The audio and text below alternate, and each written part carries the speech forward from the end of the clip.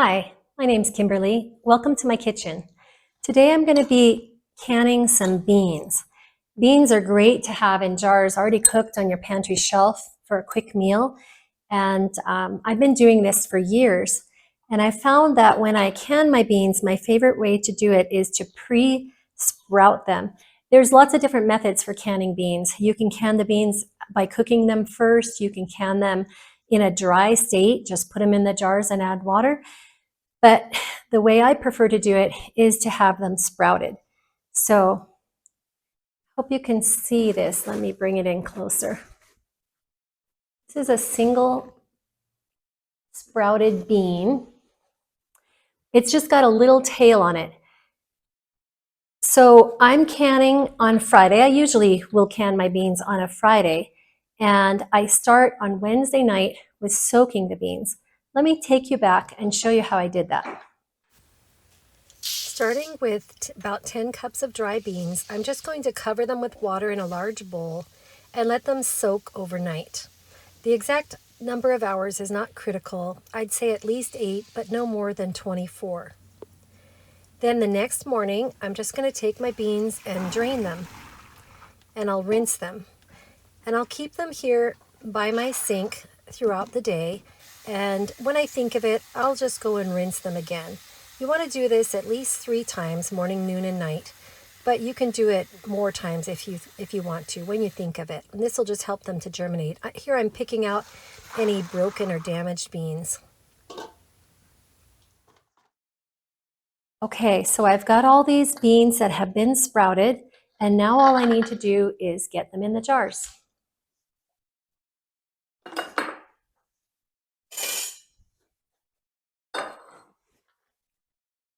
I like to can my beans in quart jars. Recently, I've had a little bit of trouble with some seal failures or some false seals on my canned beans. And I think the problem is that I've been adding a lot of different spices like chili powder and cumin to my beans.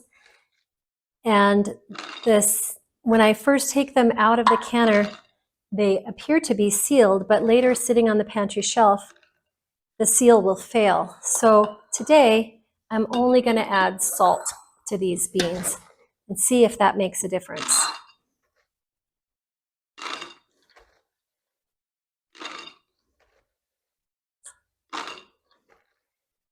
It's so much quicker when you're using quart jars as opposed to pint jars.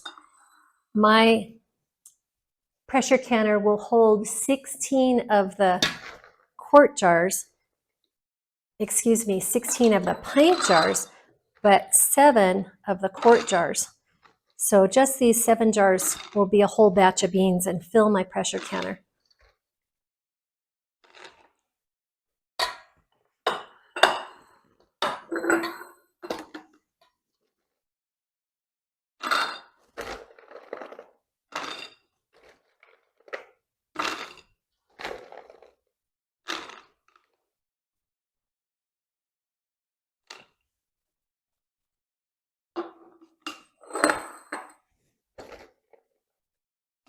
Sprouting beans has lots of benefits.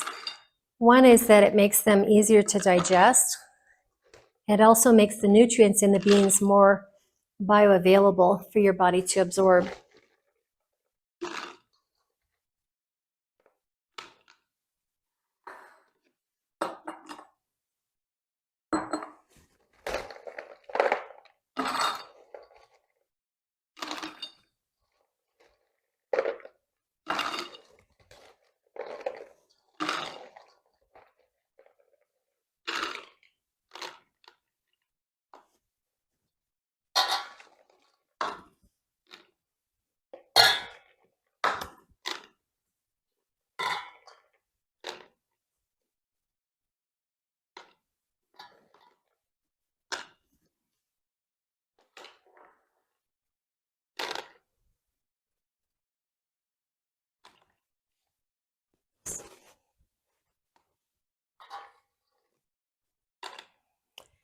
It's about as full as I want them. I do have some extra beans here that we'll find something else to do with these.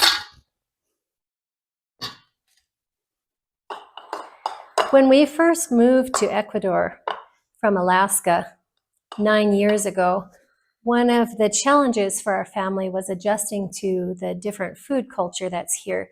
We found a lot of our favorite food items that we were used to purchasing from the grocery store were not available here. Or if they were available, perhaps they were imported and the price was much higher than we were used to paying. So one thing that my son really loved was we would buy in Alaska canned refried beans. So through the years, we've found substitutes for some of our favorite foods, or we've found local alternatives. And this is one that works really well for us, canning our own beans and then turning them into refried beans.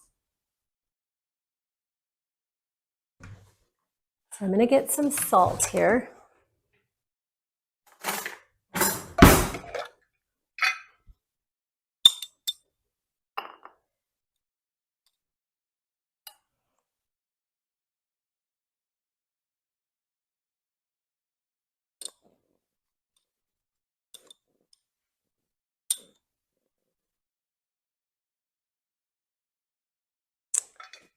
Okay.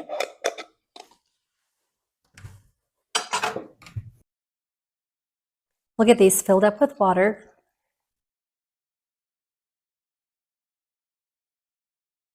I'm only going to fill them up to this rim here and allow a headspace at the top.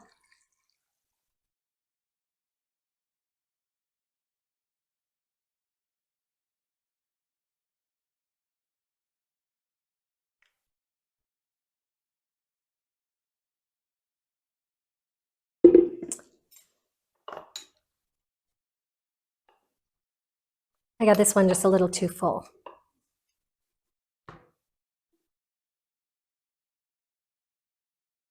So this next step is just to remove any trapped air from the jar. So I'll just give these a good stir. If you have a chopstick, that works well for this too, or maybe a skewer, butter knife. This came with my canning supplies.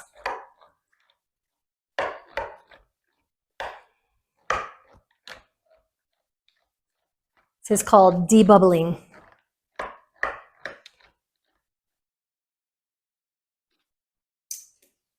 think a few of these need just a little more water after we got the air out.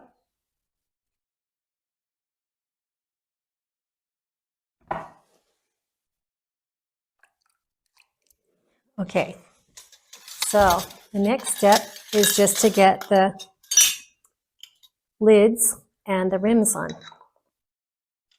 or the rings.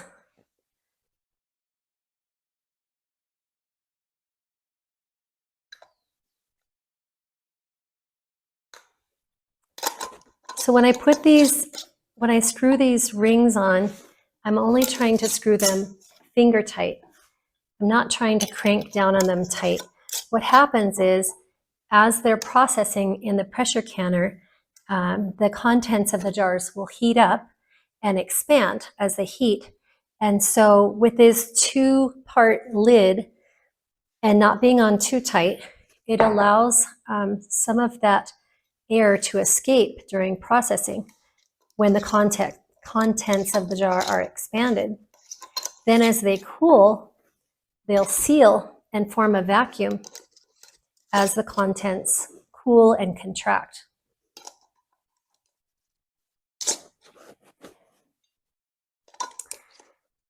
Okay, this is pretty quick. They look great. So now I just need to load them into my pressure canner.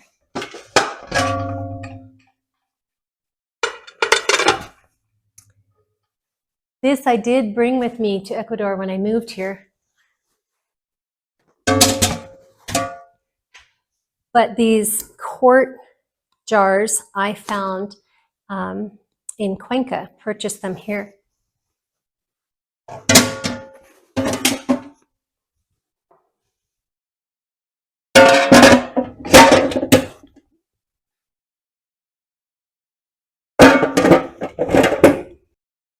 So they fit perfectly in here, the 7 quarts. Now I'm going to add some water.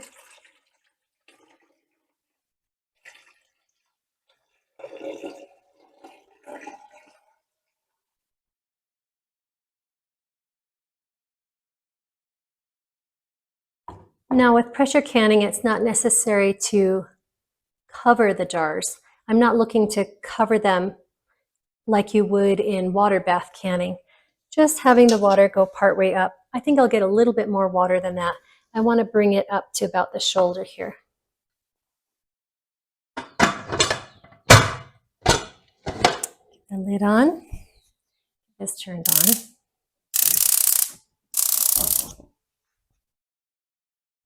Now this is turned on, it's going to start warming up and the water in here will begin to boil and it will create a lot of steam. What we're looking for is a lot of steam coming out of this vent. Once we get a good plume of steam coming up, then we'll need to set the timer for 10 minutes. So this is venting really well now. Nice full plume of steam. I'm going to set my timer for 10 minutes and then we'll get the weight on. Now that this has been venting for 10 minutes, I'm going to put the weight on the vent so that it can begin to build up pressure. Because we live at 8,000 feet up in the Andes Mountains, we need to bring this up to 15 pounds of pressure to safely pressure can these beans. So this has come up to 15 pounds of pressure now. So originally when I turned the heat on, it took about 30 minutes before it started venting really good. And then I let it vent for 10 minutes. Then I put the weight on, and it took about 10 to 15 minutes for it to come up to pressure. Now that it's up to pressure, because I've got quart jars here, I need to set my timer for an hour and a half. So I'm going to do that right now. This needs to process for 90 minutes or an hour and a half. So I've got that timer going, and then I'll just have to adjust the flame as needed to maintain this pressure. I don't want it to continue to increase in pressure. I want to keep it between about 15 and 16 pounds of pressure. The most important thing is that it doesn't drop below 15. So I'll just keep an eye on that, but otherwise it's pretty hands off for the next hour and a half.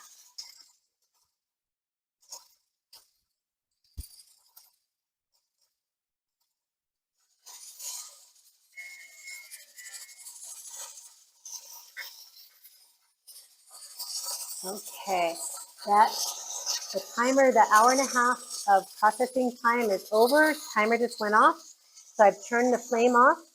We've been able to maintain 15 pounds of pressure during the 90 minutes. And now we just have to allow this to gradually cool and for the pressure to come down. Then we can take it out of the pressure canner.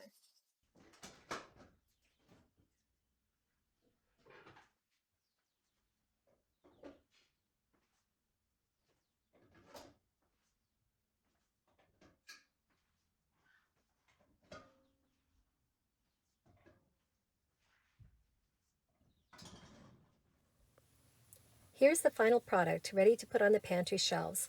I left them undisturbed overnight and then I gave them a good wash and removed the rings. Now they're ready for storage. If you've enjoyed this video, I'll pop some of my other videos here for you to check out. Thanks for watching.